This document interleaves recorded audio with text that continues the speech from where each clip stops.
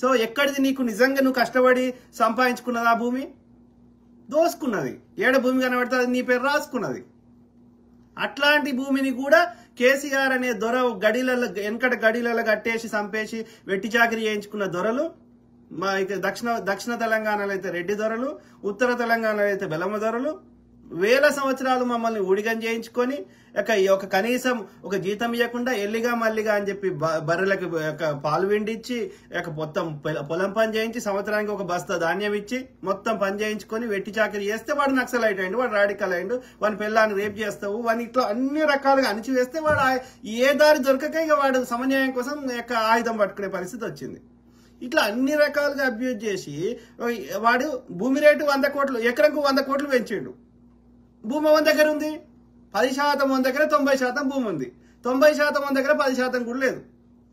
ఆ 10% భూమి కూడా వీని దగ్గర ఉండొద్దని